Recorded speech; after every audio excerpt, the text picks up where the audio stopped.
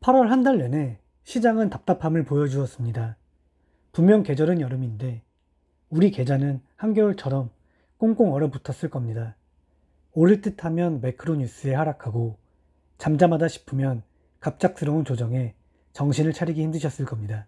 그래서 이번 영상에서는 이 지루한 시장의 안개를 걷어내고 9월에 우리가 무엇을 봐야 하는지 그 핵심만 정확히 짚어드리겠습니다.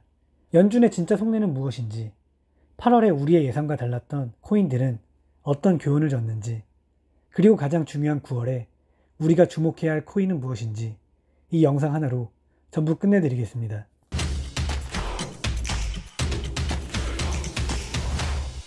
자, 본론으로 들어가겠습니다. 이제 코인만 쳐다봐서는 절대 수익을 낼 수 없는 시장이라는 것 다들 잘 아실 겁니다. 지금 시장의 방향키를 쥐고 있는 것은 바로 거시경제, 특히 미국 연준입니다. 8월 시장이 왜 그렇게 부진했을까요? 바로 잭슨홀 미팅 때문이었습니다. 파월 의장이 어떤 발언을 할까 전 세계가 그의 입만 쳐다보고 있었죠. 금리 인하, 아직 멀었다는 매파적인 발언이 나올까봐 모두가 관망세에 들어갔던 겁니다. 그런데 결과는 어땠을까요? 예상외로 비둘기파적이었습니다. 파월이 고용시장 둔화를 언급하면서 9월 금리 인하 가능성을 살짝 열어뒀습니다. 시장은 이것을 이제 긴축이 끝났다는 신호로 받아들이며 잠시 환호했지만 아직 안심하기는 이릅니다. 왜냐하면 연준 의원들 사이에는 여전히 인플레이션이 높아서 금리 인하에 신중해야 한다는 목소리가 계속 나오고 있기 때문입니다. 이는 마치 엑셀을 밟을 준비를 하면서도 브레이크에 발을 올려놓고 있는 것과 같습니다. 한마디로 아직은 불확실성의 시대라는 것이죠. 그럼 우리는 이걸 어떻게 해석해야 할까요? 간단합니다. 9월 FOMC 회의 전까지는 작은 뉴스 하나에도 시장이 출렁일 수 있다는 것입니다. 본격적인 상승을 기대하기보다는 철저하게 기회가 왔을 때는 단기적 관점이나 좋은 코인을 분할로 모아가는 전략이 유효한 구간이란 뜻입니다.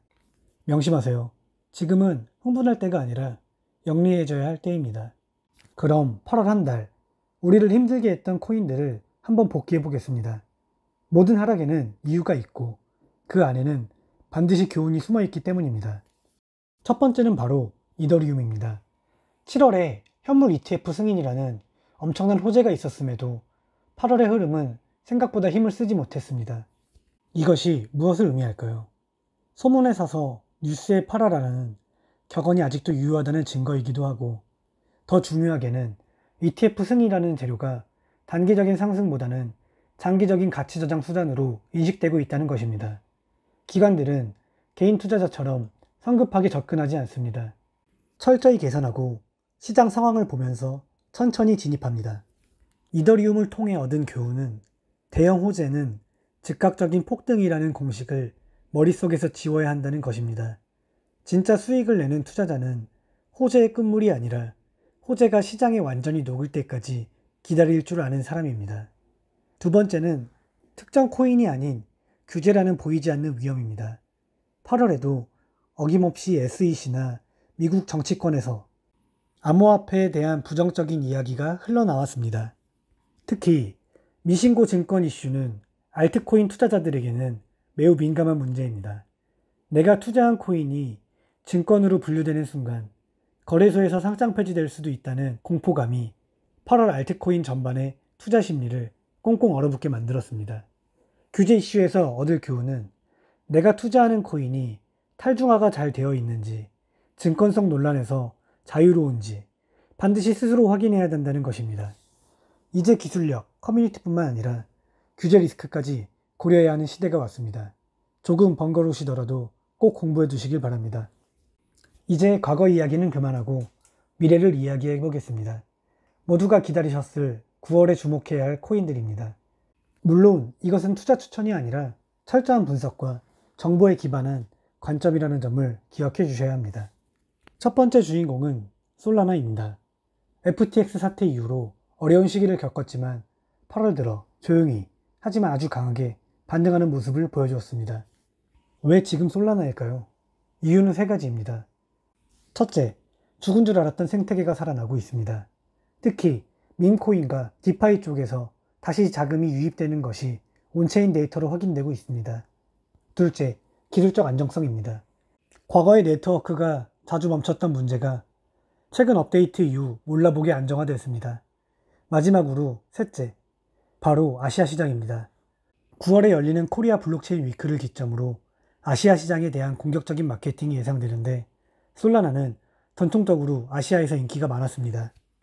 솔라나는 단순한 기술적 반등이 아니라 펀더멘털 자체가 다시 단단해지고 있다는 점에서 9월에 가장 유심히 지켜봐야 할 메이저 코인 중 하나입니다.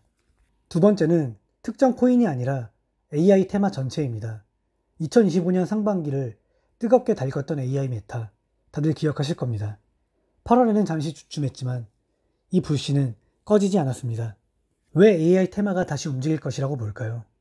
이것은 단순한 유행이 아니라 거스를 수 없는 시대의 흐름이기 때문입니다. 9월에 있을 여러 기술 컨퍼런스와 AI 관련 발표들은 시장의 관심을 다시 이쪽으로 쏠리게 만들 충분한 촉매제가 될 수 있습니다. 특히 탈중앙화 AI, AI 기반 데이터 검증 같은 구체적인 사용 사례를 가진 프로젝트들은 눈여겨보셔야 합니다. AI 산업이 발전할수록 그 데이터를 처리하고 검증하는 블록체인의 역할이 중요해질 수밖에 없기 때문입니다. 이것은 단순한 밈이 아니라 실체가 있는 내러티브입니다. 팁을 드리자면 AI 섹터 안에서도 대장주격인 코인과 아직 시가총액이 낮지만 기술력이 탄탄한 숨은 보석과 같은 코인을 함께 포트폴리오에 담아보는 전략을 추천합니다. 8월의 지루한 시장에 실망하실 필요 없습니다.